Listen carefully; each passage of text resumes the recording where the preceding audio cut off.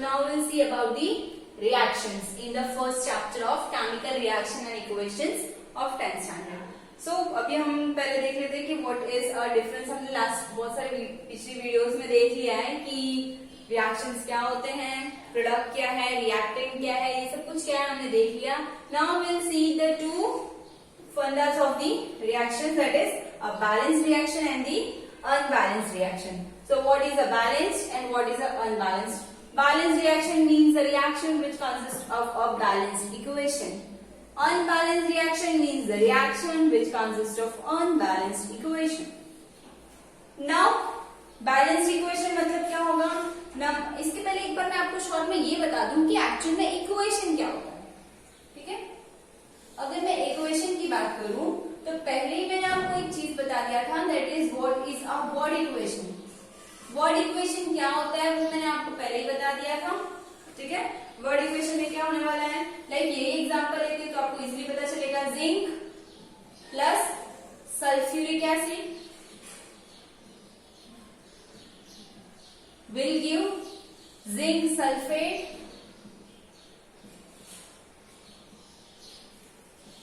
plus dihydrogen gas. तो ये क्या है आपका वर्ड इक्वेशन है. This is your word equation. Okay, अब यही सिंबलाइज इक्वेशन की बात करो तो उसमें क्या आ जाएगा आपका Zn. ये जो दिया है this is your symbolize equation की Zn प्लस H2SO4 मीन्स इसमें हम क्या यूज करेंगे, सिंबल्स यूज करेंगे, will not use this words to be written. ZnSO4 plus H2. So this will be your equation. Actual जो इक्वेशन होना चाहिए वो ये सिंबलाइज्ड इक्वेशन है. ठीक है, सो इसके बारे में आपको मैं थोड़ा बहुत बता देती हूँ. लाइक ये आपका इक्वेशन है, आपको पहले ही मैंने बता दिया था कि लेफ्ट साइड में ये जो है इसे हम क्या बोलते हैं, reactant, while this one is your product and this is the arrow towards the product. There is also some of the conditions जिसमें ये दोनों साइड के arrows होते हैं जिसको हम रिवर्सिबल और ऐसे सारे रिएक्शंस बोल सकते हैं. तो उसमें दो साइड एरो होते हैं. तो एक शॉर्ट में आपका इन्फो था कि what is a word equation. Okay, so अब इसमें आपको ये भी मैं बता दूं कि sometimes even the symbolized representation of their state is also done. Like zinc किस फॉर्म में यूज हो रहा है, ग्रैन्युल्स यूज कर रहे हैं तो here it will be written as S stands for solid. Then here H2SO4 it will be in the form of liquid, so here will be written as a liquid. ZnSO4 produced will be in the form of liquid, so written as a liquid, and H2 will be in the form of a gas, so it will be written as a G. तो ये हम एक simple, ताकि हमें यही एक symbolised वे में पूरी की पूरी डिटेल मिल जाए, उसके लिए हम इस वे में इक्वेशन को रिप्रेजेंट करते हैं. तो ये था कि क्या इक्वेशन होता है. अब हमारा जो पहले हम बात कर रहे थे that is what is a balanced and unbalanced. So balanced means क्या होगा, देखो जैसे हमें mass, law of conservation of mass पता है. क्या है वो कि mass can neither be created और nor it can be destroyed.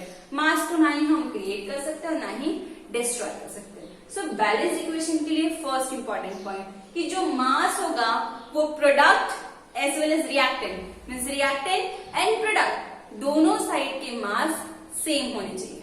Okay, while unbalanced equation में ऐसा नहीं होता है, इसमें दोनों साइड के मास जो है वो सेम नहीं होते हैं. व्हाइल बैलेंस इक्वेशन की बात करें तो reactant as well as product दोनों साइड के जो मास हैं वो सेम होने चाहिए. मीन्स कि it obeys your law of conservation of मास. इसमें ऐसा नहीं होता है. ओके, सो अगर उसी को और भी डिटेल में देखें, so number of atoms of each element will be same on both sides of equation. दोनों इक्वेशन के साइड के जो नंबर ऑफ एटम्स हैं एलिमेंट के वो सेम होना चाहिए. मीन्स जो एलिमेंट है उसके जितने number of atom reactant side में है उतने ही नंबर ऑफ एटम कहाँ होने चाहिए, प्रोडक्ट साइड में भी होना चाहिए. सो वो क्या होगा आपका balance equation. One example is also given. Same unbalance की बात करें तो इसको हम किस पर्पस के लिए यूज करते हैं, स्केलेटल इक्वेशन. मींस क्या, जस्ट हमें कोई चीज के एग्जांपल देने हो कि हाँ this is an example of an equation, उस टाइम पे हम इसे यूज करते हैं. देन इसमें क्या होगा कि यही सिंथेसिस इसमें क्या दोनों साइड में number of items of a specific element दोनों साइड सेम होता है, इसमें ऐसा नहीं होगा, वो डिफरेंट होगा। इवन आप ये देख सकते हो कि इसमें ये दो जो बोथ साइड्स की बात कर रहे हैं वो साइड्स कौन से हैं, one is a reactant and other is a product. एक रिएक्टेंट साइड और एक क्या है, प्रोडक्ट साइड। ओके, सो ये एक बेसिक डिफरेंस है अबाउट अ बैलेंस्ड और अनबैलेंस्ड इक्वेशन और अ रिएक्शन। अब हम क्या देखेंगे कि अगर बैलेंस्ड इक्वेशन की हम बात करते हैं तो उसकी डिटेल लिखेंगे एंड इवन क्या देखेंगे कि सपोज कोई अनबैलेंस्ड इक्वेशन है तो उसको हमें बैलेंस्ड इक्वेशन में कैसे टर्न करना है, कैसे उसको हमें चेंज करना है, कन्वर्ट करना है अनबैलेंस, क्योंकि हमें यूज तो बैलेंस्ड इक्वेशन ही करना है। सो अनबैलेंस्ड जो इक्वेशन है उसको बैलेंस्ड इक्वेशन के फॉर्म में कैसे चेंज करना है वो हम इसके थ्रू नेक्स्ट देखने वाले हैं।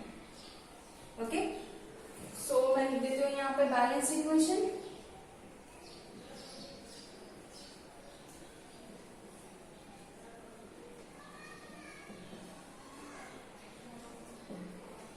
ओके, सो बैलेंस्ड इक्वेशन। सो पहले जो हमने पढ़ लिया है वो सारी चीजें मैं लिख देती हूँ इसमें, like obeys law of conservation of mass,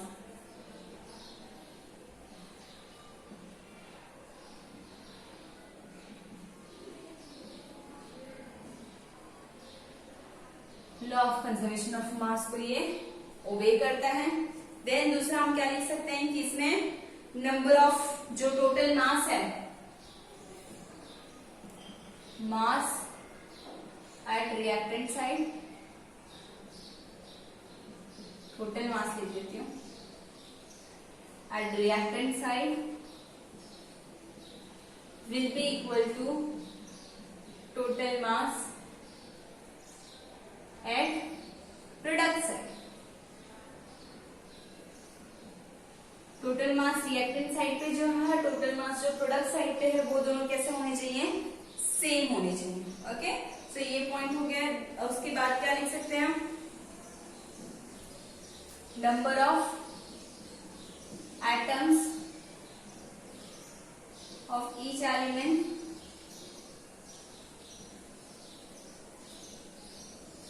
remain same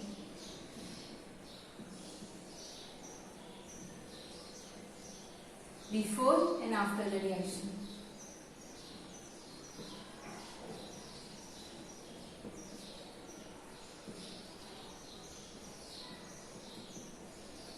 reaction के पहले और रिएक्शन के बाद में नंबर ऑफ आइटम्स जो है सारे एलिमेंट्स के, इंडिविजुअल एलिमेंट्स के, वो कैसे होने चाहिए, सेम होने चाहिए। Now will see how to balance. अब देखो इसके बाद वर्ड इक्वेशन क्या है और सिंबलाइज्ड इक्वेशन क्या है वो मैंने आपको पहले ही बता दिया। अब मैं आपको एक बैलेंस इक्वेशन का एग्जांपल दूंगी जिसके थ्रू आपको एक इक्वेशन जो है वो बैलेंस फॉर्म में कैसे होता है वो आपको पता चल जाएगा।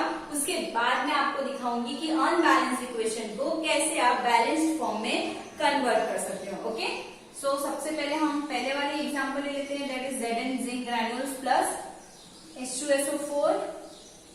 It will give you ZnSO4 plus H2। Okay, so अब इसको कैसे आपको चेक करना है कि either this equation is a balanced और अनबैलेंस्ड। उसके लिए आप क्या करो, आप यहाँ पे सारे एलिमेंट्स लिख लो, यहाँ पे जितने भी Zn है, H है, आप SO4 साथ में भी लिख सकते हो और आप S अलग और O अलग भी लिख सकते हो, आपकी इच्छा।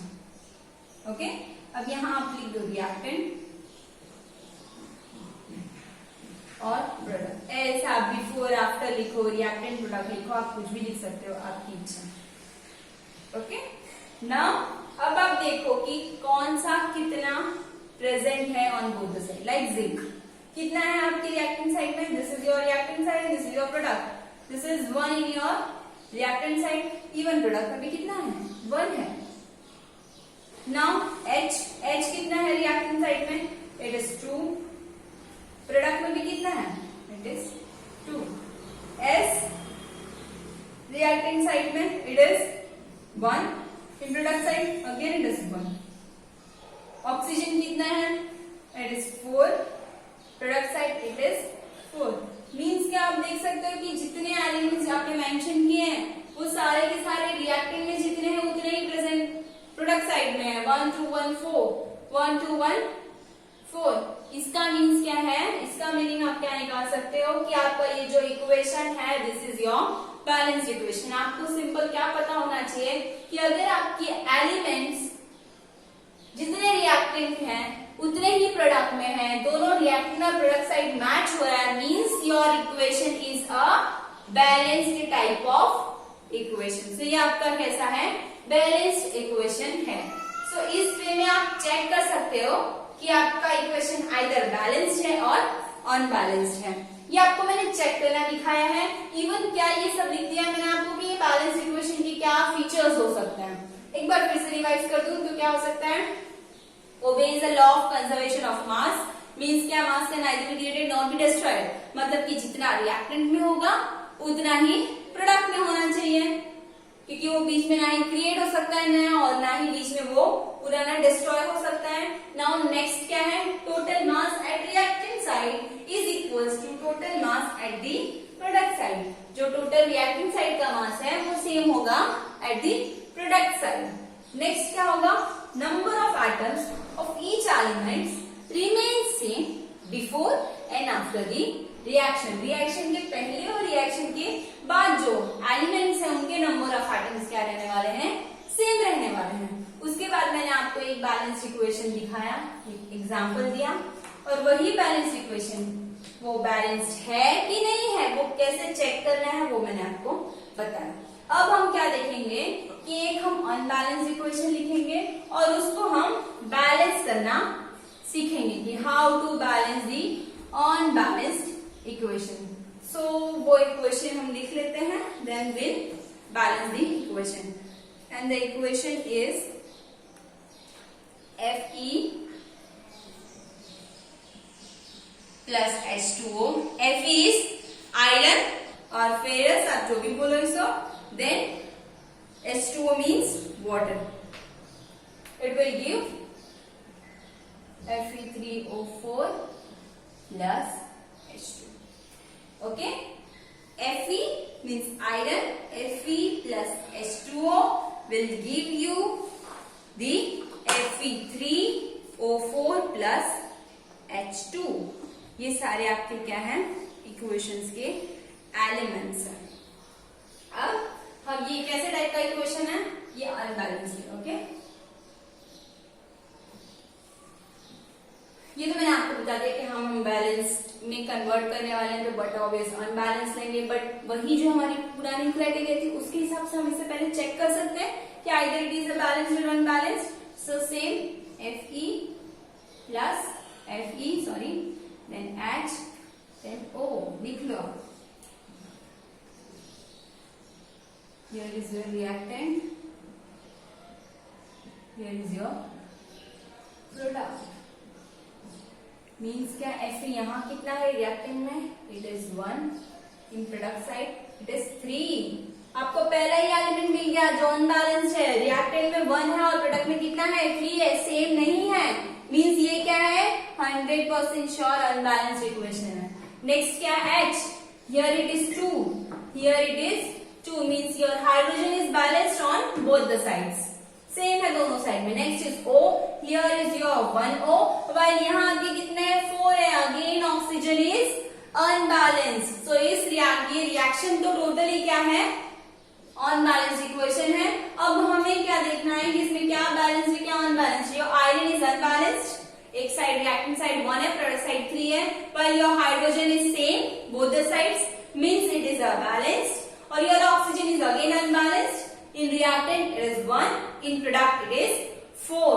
So एक चीज और बता दूं आपको मैं कि क्या हो सकता है कि सपोज आप आयरन को बैलेंस करने जाओ, वो उसमें ऐसी कोई कंडीशन आ सकती है जो आपके हाइड्रोजन को अनबैलेंस कर दे। So again you need to try to balance the hydrogen. Same condition can be with oxygen. Suppose आप ऑक्सीजन को बैलेंस कर लो, बट उसको बैलेंस करने के चक्कर में आपका क्या हाइड्रोजन अनबैलेंस हो जाए, और ऐसी बीच में जो क्राइटेरिया क्रिएट होते जाए जिससे एक बैलेंस हो रहा है तो दूसरा अनबैलेंस हो जा रहा है। तो इसके लिए क्या करना है, हमको हर एक चीज को देख के उसके बाद हमें रिएक्शन को बैलेंस करना है। सो इस रिएक्शन को हम बैलेंस करेंगे स्टेप बाय स्टेप, एक एक चीज को लेके हम इस रिएक्शन को बैलेंस करने वाले हैं। सो आप इजीली देख लो, तो आपको क्या लगता है आप सबसे पहले किसे बैलेंस कर सकते हो?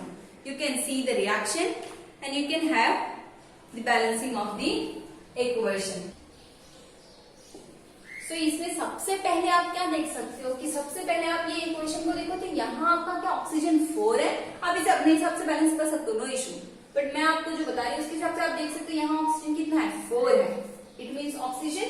और यहाँ तो हम सबसे पहले क्या कर देते हैं, ऑक्सीजन को बैलेंस कर देते हैं।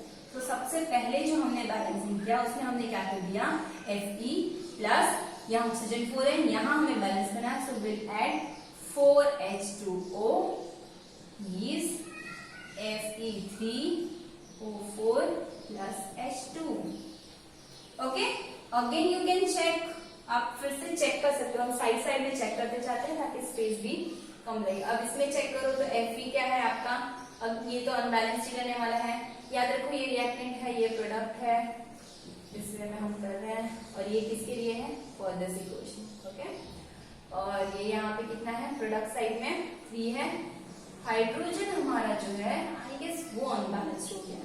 अब आपको ये रिएक्शन देखना है। ओके, तो यहाँ पे कितना हो गया है, 4 into 2, इट मीन्स यहाँ आपका रिएक्टेंट साइड में 8 हाइड्रोजन हो गया है, while in your product side it is still 2।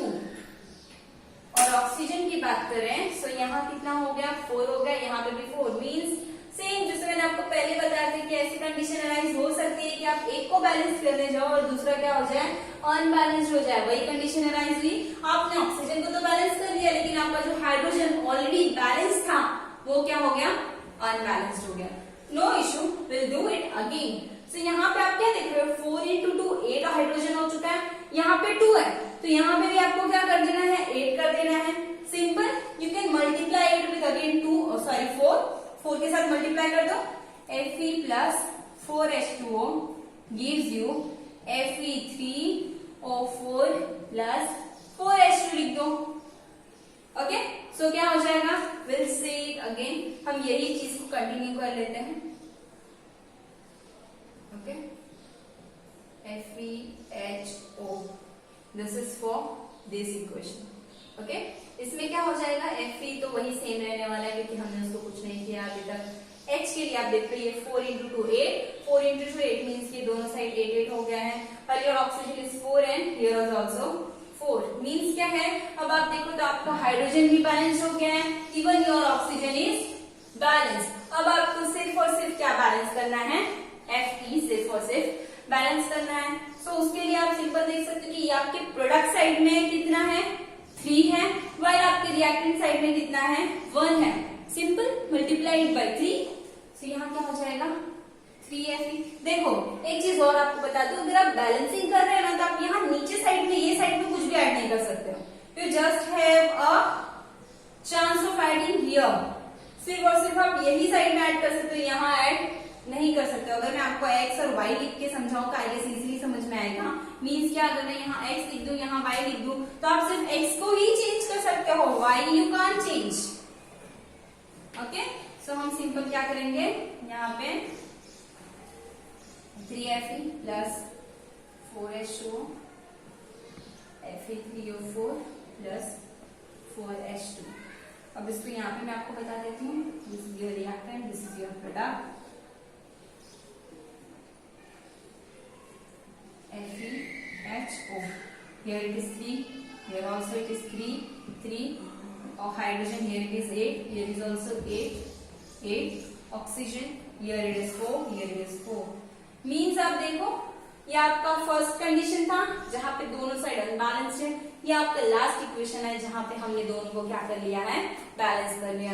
Means कि आपको वेरियस स्टेप्स जरूर लगेंगे, but your unbalanced equation can converted into a balance. So ये आपका अनबैलेंस था, now you can write this as your balanced equation. आप लिख सकते हो इससे कि आपका क्या है, बैलेंस्ड इक्वेशन है। सो आई होप कि आपको बैलेंस इक्वेशन क्या है वो समझ में आ गया होगा, एंड इवन अनबैलेंस्ड इक्वेशन को बैलेंस्ड इक्वेशन में कैसे कन्वर्ट करना है स्टेप बाय स्टेप वो भी समझ में आ गया होगा। Then also if you have any doubt, कोई सिंपल डाउट भी हो, you can ask the doubt in your comment section. Now will see some more detail about the balanced equation. Means अभी मैंने आप इसके पहले आपको शॉर्ट में फटाफट बता दिया था कि वो स्टेट और वो सब मेंशन करना। अब एक बार वही मैं आपको फिर से रिवाइज करवा देती हूँ। ओके, सेम इक्वेशन ही ले लेते हैं हम। हमारा जो बैलेंस इक्वेशन था लाइक PFE प्लस क्या था 4H2O gives you Fe3O4 plus 4H2। अब यही सेम इक्वेशन मैंने ले लिया है, इसी के थ्रू मैं आपको बताऊंगी कि इसको फुल स्टेट और वो सब पूरे वे में कैसे इसे बताना है आपको, even including its physical states. Okay, so इसमें जो Fe है it is in the form of a solid. ये कौन से फॉर्म में है? Solid, right, S। Okay, H2O, here H2O में आप G लिखोगे। H2O मीन्स तो वाटर होता है, it should be written in L। देखो सॉलिड के लिए आप क्या लिखने वाले हो? सॉलिड फिजिकल स्टेट के लिए S लिखोगे, देन लिक्विड के लिए आप L लिखोगे, एंड गैस के लिए आप G लिखोगे। ओके, सो आपने H2O G में लिखा है, सो क्या होना चाहिए? It means your water in this reaction is in the form of vapour और अ स्टीम, इसलिए आपने क्या लिखा? G। जहां L लिखा होगा उसका मीनिंग क्या होगा कि वहां पे कैसे लिक्विड फॉर्म में यूज किया है वाटर का एज इट इज स्टेट। लेकिन अगर G लिखा है मीन्स क्या, उसमें क्या कौन सा फॉर्म यूज किया? It is in the form of a steam, steam के फॉर्म में उसे यूज किया है। Again your Fe3O4 is in the form of solid and this is in the form of gas. ये आपका फुल रिप्रेजेंटेशन हो गया about a balance equation including its physical state. इसके फिजिकल स्टेट को भी इंक्लूड करके आपका फुल इक्वेशन प्रेजेंट हो गया in the form of a balanced equation. So हमने अभी देखा क्या? आज रिएक्शन देख लिया, रिएक्शन के दो टाइप्स देख लिए, like a balanced reaction and unbalanced reaction. Then balanced reaction क्या है, उसके फीचर्स क्या है, अनबैलेंस्ड रिएक्शन के फीचर्स क्या है, अनबैलेंस्ड रिएक्शन कहाँ यूज हो रहा है, means it is used as a skeletal equation in the form of skeletal equation. Balanced equation कैसे आप चेक कर सकते हो क्या इधर योर गिवन रिएक्शन और given equation is a balanced. हमने वर्ड इक्वेशन क्या है, सिंबलाइज्ड रिप्रेजेंटेशन क्या है वो भी देखा। Then even we have seen about the transformation और conversion of unbalanced equation into a balanced equation.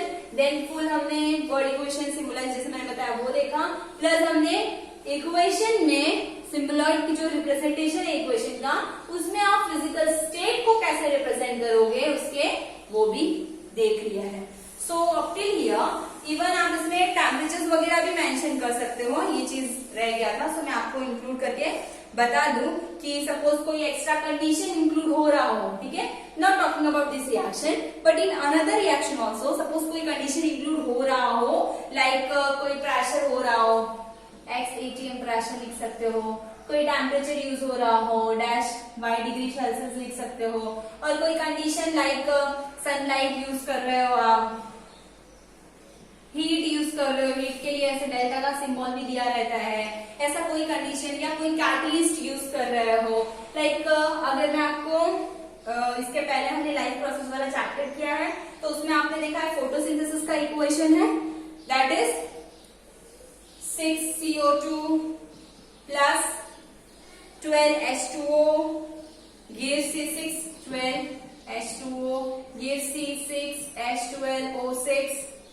C6H12O6 plus 6O2 plus 6H2O plus 6O2 plus 6H2O, ये इक्वेशन हमने देखा। तो यहाँ पे क्या सनलाइट यूज होता है, ये फोटोसिंथेटिक का इक्वेशन है, प्लस यहाँ क्लोरोफिल यूज होता है। मीन्स के ये सारे जो कंडीशंस है ना, आप ये अपने एरो के ऊपर मेंशन कर सकते हो, कोई कैटलिस्ट यूज हो रहा हो जो कि रिएक्शन को फास्ट करो, तो ये सारी चीज आप अपने इस एरो के ऊपर इंक्लूड कर सकते हो। तो आपको क्या होगा, इसको फुल डिटेल में नहीं लिखना होगा वर्ड फॉर्म में, ठीक। इसी वे में मुझे सब कुछ पता चल जाएगा कि कौन सा एलिमेंट कितने क्वांटिटी में यूज हो रहा है, उसमें क्या एडिशनल सब्सटेंस है और वो प्रोडक्ट क्या दे रहा है।